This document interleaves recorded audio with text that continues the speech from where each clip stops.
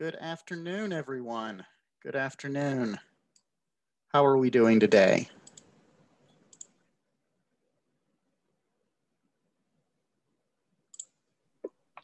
I'm doing all right. I'm doing fine. I'm hanging in there. Oh. Doing okay. How about you? Good. Great. All right.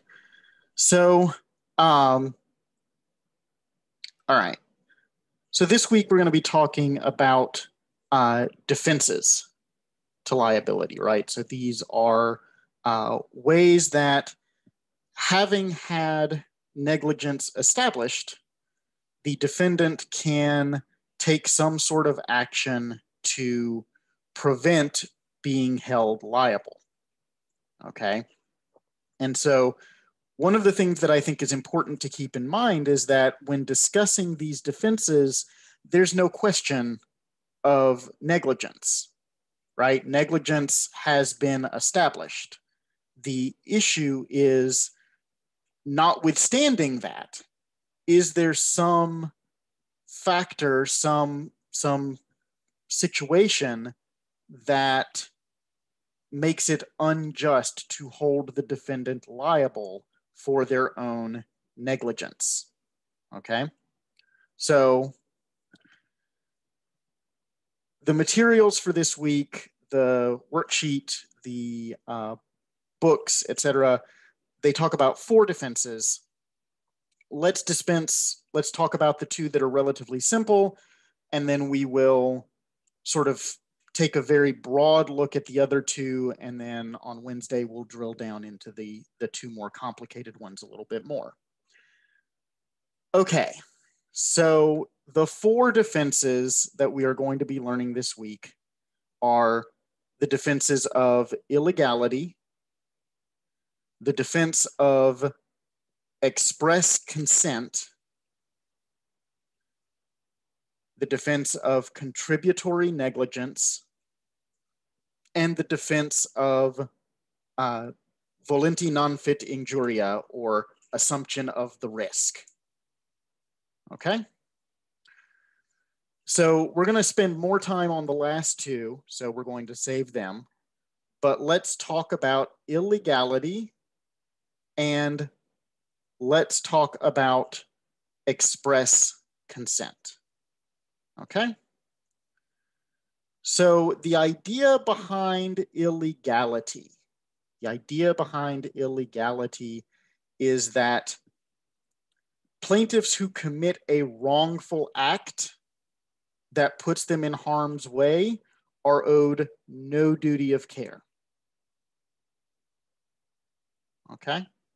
So if the plaintiff has committed some sort of crime and that crime has put them in harm's way, they are responsible for any damage to themselves. Defendants are not liable. Okay? So what questions do you have about just the very broad strokes of how this doctrine is defined?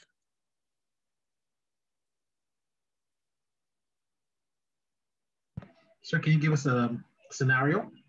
That's going to be the next thing. We're just making sure that we're all on the same page as far as the concept of the doctrine, but absolutely we're going to work through some examples in just a second.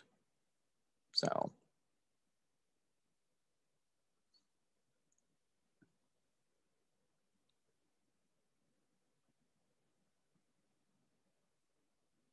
okay, so it seems like everybody sort of is either on board with the concept or is waiting for the example to see if they can understand it. Think about it like this, okay? This is one of the cases from the worksheet. I'll give you the name and the citation. Give me 1 second to find it.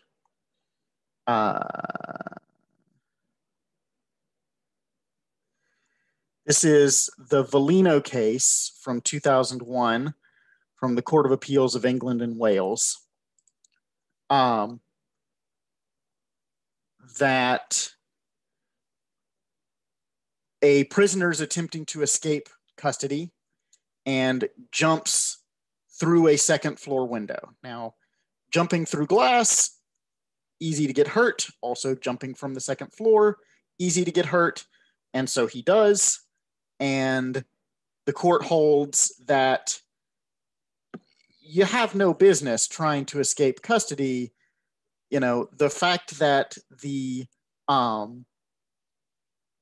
they were chasing you and drove you out this window does not, there's, even if there was negligence in the police chase, no duty of care is owed to Valino, the prisoner.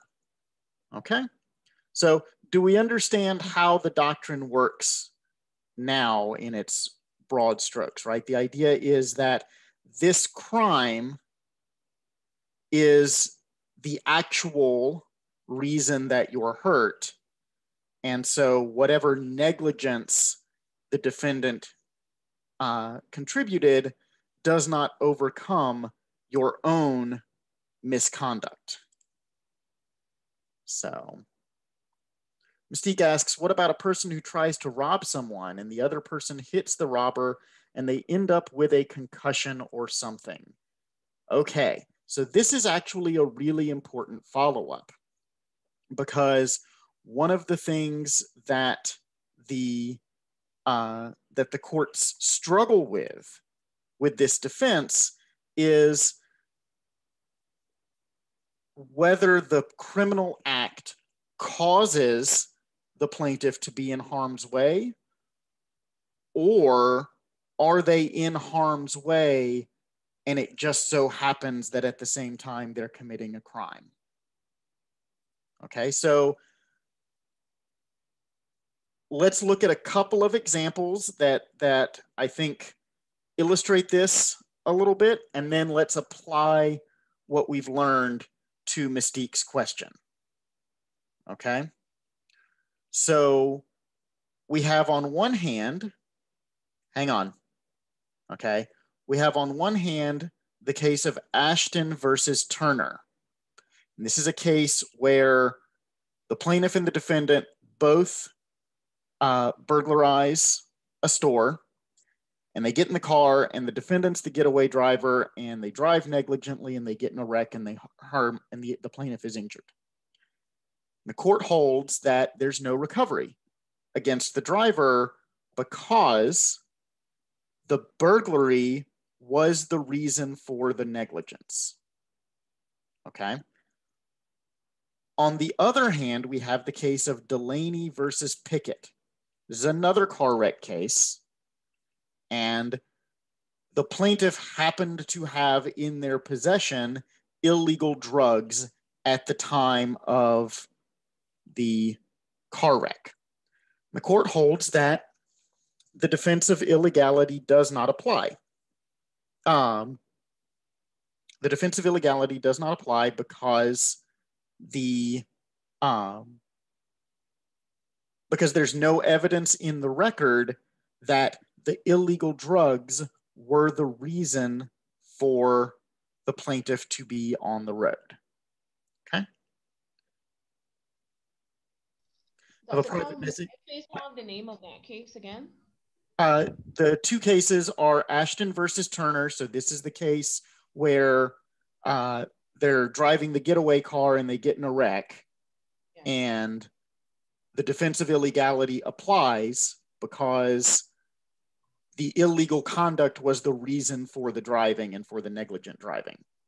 The other case is Delaney versus Pickett, and that's where there happen to be drugs, but there's no evidence that the drugs are causing the car wreck or causing the plaintiff to be on the road. And so the defense of illegality is not available. Okay. So let's apply these ideas to Mystique's question. What about a person who tries to rob someone and the other person, I guess the victim, hits the robber and they end up with a concussion or something? Who do we think Who do we think wins?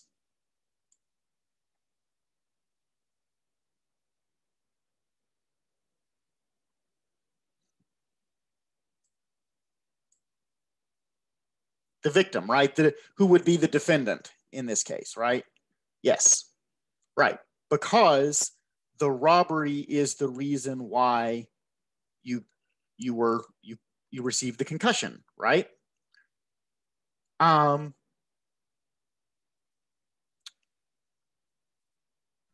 Sir, Yes, go ahead, Rudolph.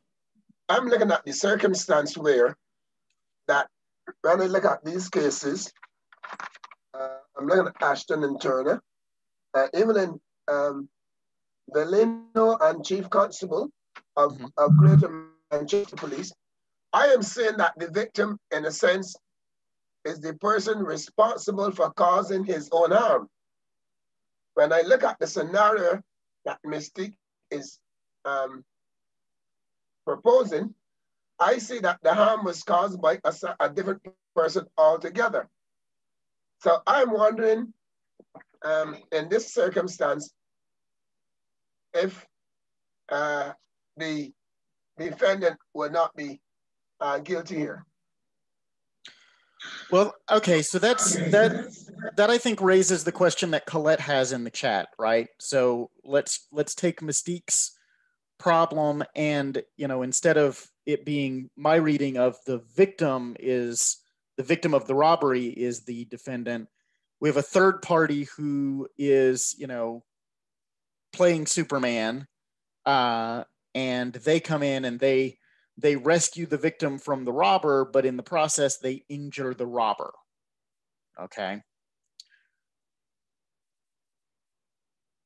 Do we think that changes the outcome that we think is correct? Yes. Yeah, sir, sorry, forgive me, but from what I'm hearing Rudolph say, help me understand here. You're saying that you think the defendant would be liable because of what? Rudolph, what do you think? What are you trying to say? All right, Michael, I said when we look at the other cases, like Valeno and versus Chief Constable and Ashton versus Turner, the victim inflicted the harm or caused the harm to himself. One by jumping through the window and the other one trying to escape, etc. So Rudolph, let me just be clear, right? The plaintiff harmed themselves is what you are saying. Yes, sir. Right. Okay. Right. Let's be clear, and this is not a criticism of you because I've done it myself today. When we're talking about this defense, we have to be careful that we distinguish between any victims of the plaintiff's crime and the plaintiff who is the victim of a tort. So we have to make sure that we're distinguishing between them. And I've been unclear about that myself. So that's why I wanted to make sure that we understood. Go on. So you're talking about the plaintiff harming themselves. Carrie, and thanks for that clarification. That's very important. When we look at Thing's case, here's somebody, I'm in your house, I came to take away your stuff, and I lash you. Let's say lash you with a big rock or something and knock you down and you got hurt. No, the person who was stealing, the plaintiff, did not cause that harm on himself. I inflicted that harm. And he is saying that because I inflicted that harm, I'm responsible for it. And I agree with him. So, so let's take just a minute, because I think Rudolph has raised a really important question. Let's take just a minute and sort of expand our thinking just a little bit. Have you guys learned the felony murder rule? I know you've had Crim 1. I know you're in the middle of Crim 2. Have you? Okay. So the felony murder rule says that in some jurisdictions says that if someone dies while you are committing a felony, that they have been murdered by the person who committed the felony. Here's the thing, here's the puzzle of the felony murder rule that I think very nicely illustrates what Rudolph is talking about. In the United States, you can be arrested, tried, convicted, and executed for the murder of your co-criminal who was shot by the police officer attempting to apprehend you. Repeat that. Go again, sir, please. So let me tell it a little bit. Let me tell it in a different order. You commit a crime with a co-criminal, right? You hold up a convenience store, two of you. The police are called, they show up, and in the process of apprehending you and your co-criminal is shot and killed by the police. You, who didn't shoot anyone and never intended for anyone to be killed, can be arrested, charged with murder, convicted, and executed under the felony murder rule. Wow. You don't think that's a bit extreme? Like, for real? I do not. Look. We're not. Yeah, we are not having a conversation about the policy choice here because this is not a criminal law class. Okay, what I am attempting to do here is this is a doctrine that operates similarly to the defense of illegality, and Rudolph is arguing that it is inappropriate, that harm that is done to a criminal is still harm, right? And so I think, and I don't want to put words in his mouth, but I think that Rudolph would, based on what he's argued so far, would say that the felony murder rule is inappropriate, but that's a different conversation, right? The point is that these are identical doctrines in different circumstances, right? So go ahead, Michael. Sorry. Were you finish your point? I think I'm done. I think I've made my point. So go ahead. Okay. What I have a bit of an issue with is coming out of the first case, the Ashton case, when you were saying that him driving recklessly, that him driving recklessly. I had it in my head, but then people said stuff and then I forget. But you were saying that him driving recklessly, that he was still liable under the doctrine, right? Yep. But because my thing. I'm sorry. No, the defendant is not liable in Ashton because, excuse me, the illegality of the plaintiff's conduct is what leads to the defendant's negligence, right? Without the robbery that they both committed, the defendant has no reason to drive recklessly. Right. I think I was a little taken because in my mind, the robbery and driving recklessly, although they are connected, are still two different issues. So for me, it was like, although he's driving to get away from the robbery, I still felt like if the robbery in and of itself is a separate issue, if you want to say charge, you can put that there. And for me, I felt like, although it happened right after as a result of the robbery, it should still be treated like two different issues on their own and not like lumped together into one big balloon. Yeah, I understand what you're saying. I think that, one of the things that is helpful for us in thinking about this is to recognize that illegality is a defense of causation, right? And so the question is, we have this admitted negligence. So we have duty, breach, causation, and remoteness already squared away, right? We've already found for the plaintiff on all of these issues. But the defendant is arguing that the true proximate cause of the injury is the plaintiff's crime. And so I think that the courts are starting to agree with you, Michael, that that they're not sure that this defense, that they're comfortable with sort of the contours of this defense. Because there's a 2016 case on insider trading that that refines the test and creates a different way for courts to think about this defense. And this is the Pottle v. Mirza case.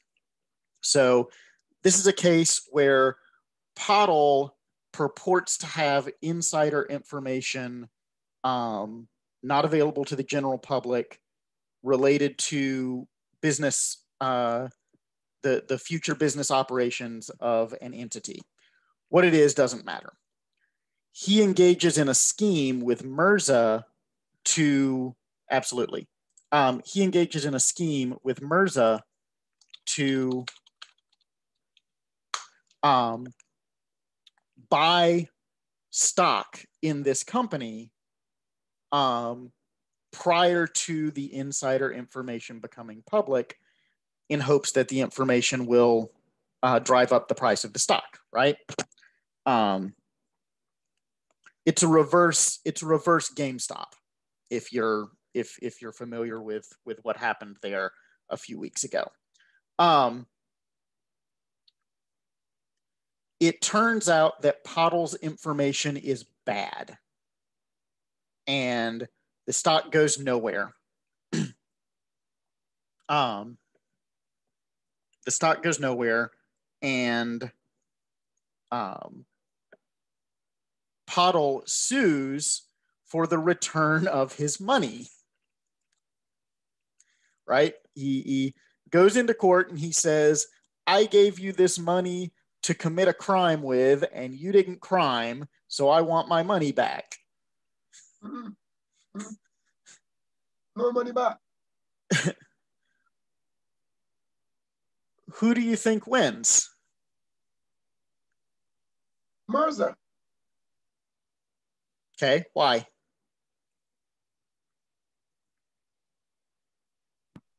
I think that Mirza would win first because he can deny that no stock or information was placed to the general public.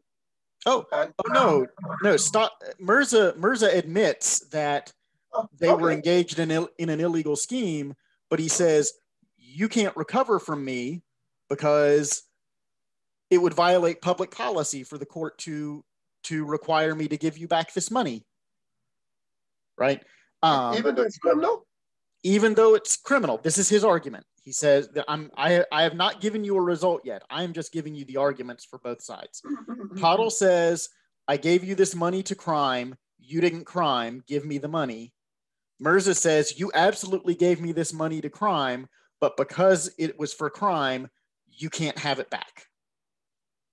Right? The courts are not going to assist you in your criminal misconduct by giving you your money back. Right? Who wins? But I mean, to be fair, he did say that they give it to Pottle, give it to him to crime, as in it has not taken place yet. So if for all purposes it belongs to Pottle. Well, let's bear in mind that, I just want to make sure that we have the facts correct. The crime of insider trading, hello, good evening, occurs when you buy the stock with with the knowledge of the information that is not public knowledge. Right. Okay, so they had committed the crime. Right. Okay. The issue was, could Pottle get the money, get the cash back, No, right? no. Whether it required liquidation or not, could he get the money out of Mirza? No. So, No. you say no. Why do you say no? Because it is a transaction. Mm-hmm. And he entered into a transaction, even though it was illegal, to make a gain with the hope that the stock would risen. Unfortunately, it did not rise, and so he has to accept the loss. Because he bought on the premise that the stock would have risen, and it did not. Shakeem, did you have something to say? Oh, I guess not. Okay. So can't he let it roll over for another crime? So here is the result. Pottle wins. Pottle gets his money back. Why? The reason is the court says that there is a particular public purpose to the illegality defense.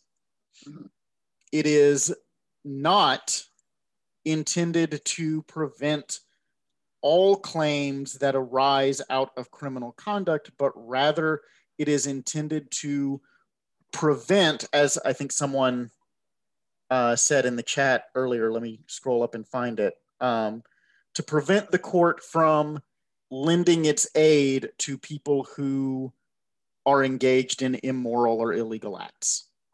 Okay, so the court articulates a new test for the illegality defense. Okay, with 3 elements. The first is, what is the underlying purpose of the prohibition? Okay, what is the underlying purpose of the prohibition, which is the crime? Okay, right. So, and the court asks, will that purpose be enhanced by denying the claim? So we're gonna go through this step by step. Okay. So the underlying purpose of an insider trading statute is to prevent people from making fools of the market, right? The idea is that the stock market only functions if all of its participants are operating off of the same information set. If you go out into the business school literature, they call this the efficient markets hypothesis. Okay. So that's the purpose of preventing insider trading, is to make sure that the markets are operating efficiently and legitimately. Will that purpose be enhanced by denying Pottle's claim? Well, no, right? Because Pottle's claim isn't related to the efficient or legitimate operation of the market. It's related to this specific relationship that he has with Mirza. Okay, so that's the first step in the analysis. The second step is whether there are any other relevant public policies that lose effectiveness if the claim is denied. Well, think about it like this, right? We don't want people going around engaging in insider trading schemes in order to, like, we don't want this to become the new scam, right?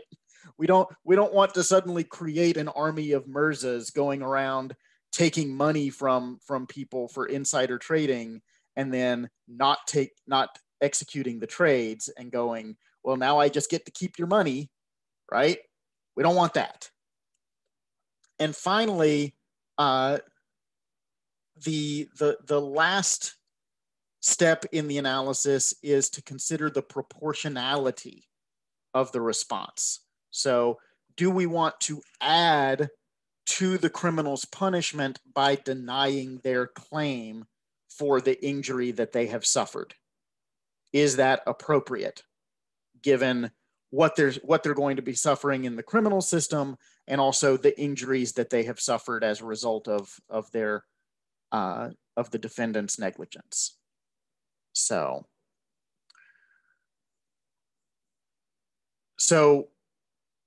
when we look at this analysis, right, we see how in the Pottle case, okay, maybe it makes sense that we don't allow the defense and Mr. Pottle gets his money back. Let's look at it through the Ashton lens. Okay, so the Ashton lens was a case where the defense was available, right? So what is the underlying purpose of the prohibition of the crime, right? So what's the crime in Ashton?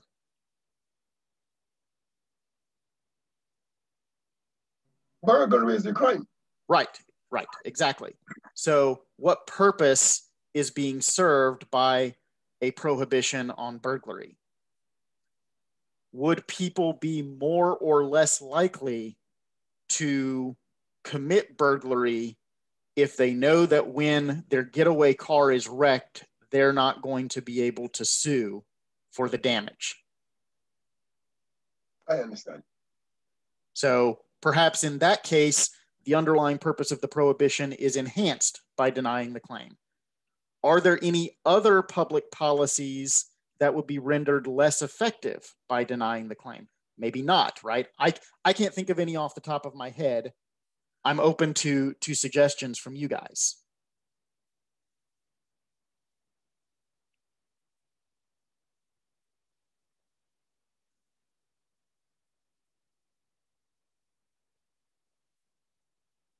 Okay, let's slow it down, right? So the second piece of this is asking, are there other policy considerations? So we've already talked about what's the policy that is being served by the crime, by the prohibition of the crime. Are there other policies that would be rendered less effective by denying the claim? So let's consider an example that is sort of different, but that maybe has a different answer on this question. If someone has been arrested for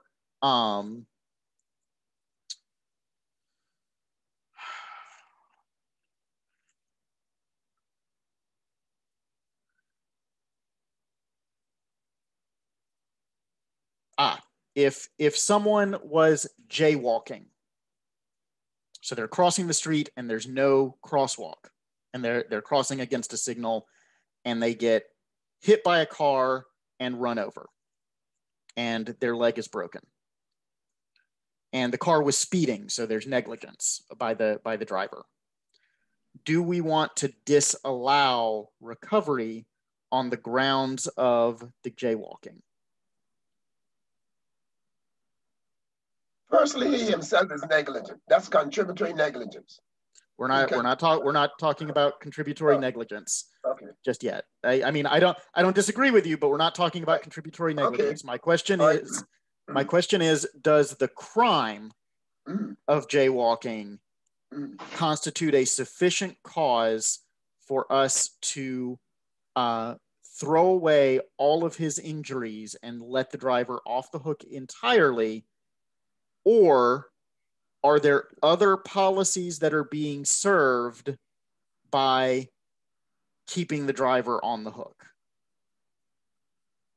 Ginny is exactly right. Ginny is exactly right in the chat that we want the driver to be exercising due care and attention, and because at the end of the day, the driver's the one who has, a 1,000-kilogram death machine at their control, right? I don't agree. And so we would be undermining the public policy that we're attempting to secure by denying the claim on that basis. Mhm. So now we apply that question to the Ashton facts. Are there other public policies that would be undermined by denying Ashton's claim? Not really. Maybe the do care policy gets undermined by saying, well, if you commit a burglary, you can drive recklessly and you won't be on the hook to your fellow burglars. That seems like a stretch to me. That's something that we're going to really be concerned about. And then the question of proportionality. Do we think that it's proportional to say that if you go in together on a burglary, you are also all together for whatever happens while you're getting away, and you win or lose on that together? Does that seem proportional? Maybe, right? Maybe, right? I think that one you can go either way on. I think on the second step, it's pretty clearly in favor of denying the claim. And on the first step, it seems pretty clearly in favor of denying the claim, right? So this analysis doesn't necessarily change the Ashton outcome. I will leave as an exercise for you guys whether it changes the outcome in the Delaney case. So the second thing that we're going to talk about is the notion of an express consent. Okay, and this is sometimes referred to as signing away your rights. It is basically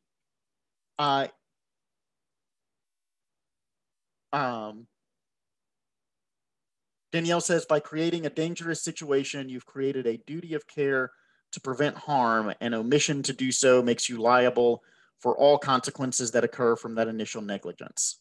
I mean, I don't think there's anything that's inaccurate about that statement, but I think that it's broader than I would recommend that you think about this, because illegality is specifically about crime. And it's not just about like creating hazardous situations.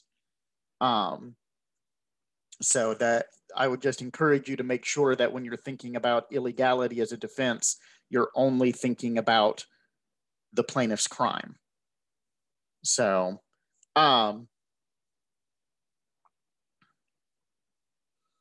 that's just for gross negligent manslaughter, but I thought it could also, yeah, I'm not sure. Okay, so today we're going to talk about express consent and exclusion. We're also going to talk about express consent and exclusion.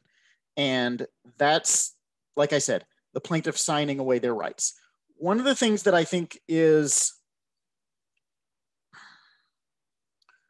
that presents a difficult issue for a lot of law students. It certainly presented a difficult issue for me when I was learning about this, is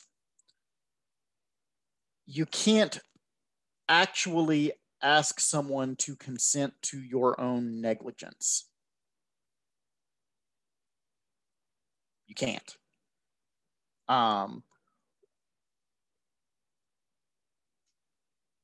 What that means is that almost every waiver of consent that you sign, when you go in to do some sort of, you go scuba diving or bungee jumping or a zip line or the big, whatever the things that tourists do, whatever, right? All of those things. When you sign a waiver, it's almost always not really enforceable. An awful lot of the time, what's happening with those waivers is they aren't intended to be enforceable. They're intended to prevent lawsuits from being filed altogether, because unsophisticated injured parties think they're enforceable.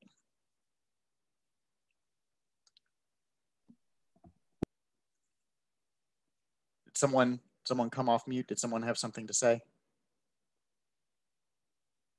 No, it was just a mistake. Okay. Sure. Let me repeat this in case some folks didn't get it. So when you go into something and you sign a waiver of responsibility, right? Some sort of consent to whatever risk is present. Most of the time, waivers are not enforceable, because to the extent that they purport to waive the duty of care, no, they're not enforceable. You can't agree to someone else's negligence.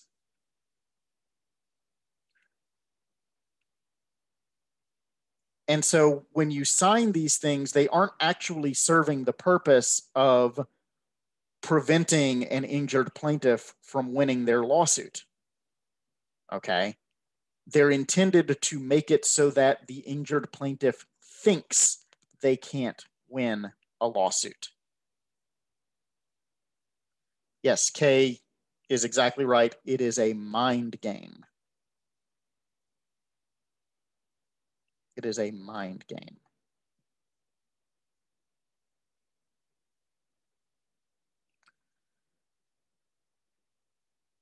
Okay. Last couple. Yes, go ahead. I have a question on that. So that is where one party is negligent. So let's say the bungee jumping company is negligent. But I know sometimes these waivers are in place where, let's say, let me give you another scenario. Someone is walking across your property, and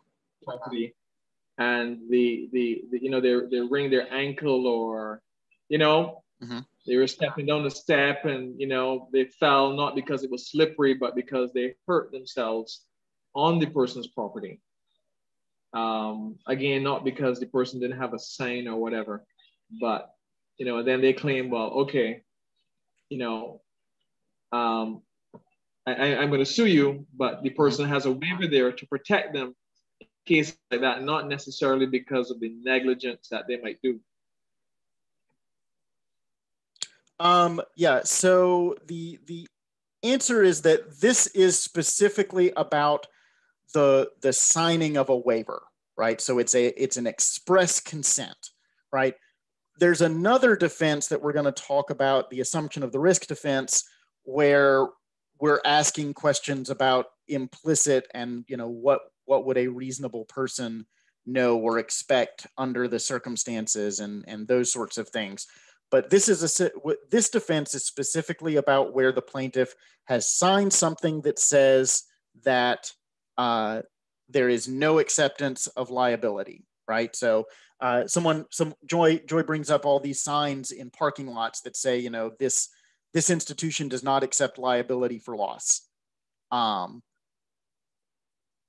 That all of these signs, all of these agreements, all of these consents, right, have contained in them implicitly a statement that so long as the defendant is not negligent. So as long as the defendant is fulfilling whatever their duty of care is, there's no responsibility, okay? Which means that it's just the same as every other negligence case everywhere, right? If the defendant is negligent, they're liable. If they aren't, they aren't, right? Very simple, very straightforward. Have a private message. So the disclaimer on the bottom of the online banking application that shields the bank from liability if your account is hacked and money stolen is not applicable. Okay, so there's a couple of things here. The first is that banking law and liability of banks is very frequently a creature of statute rather than a creature of common law, tort law. And so statutes may modify these common law doctrines that we're learning in this class. The other thing is that if the bank is negligent in how they protect your information, then very likely that disclaimer does not apply. So by way of example, okay, this is an American case, but the doctrine is the same and is applicable.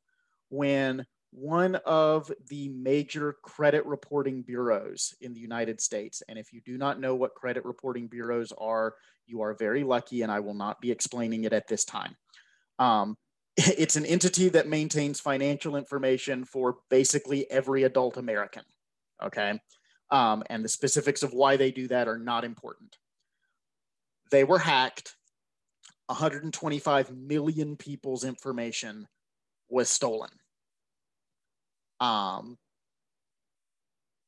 There was absolutely no question that the credit bureau was completely on the hook for all of this.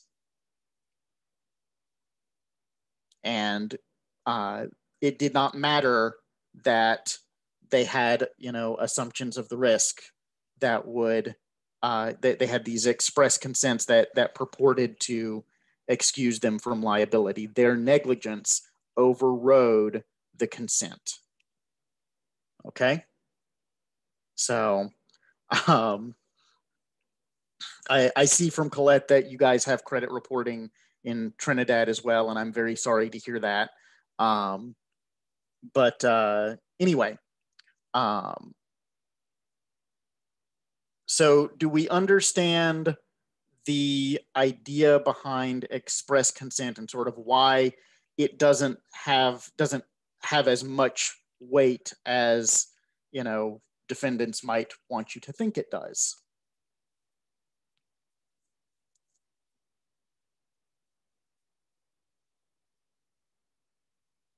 Yeah, this private message says it's not really a defense.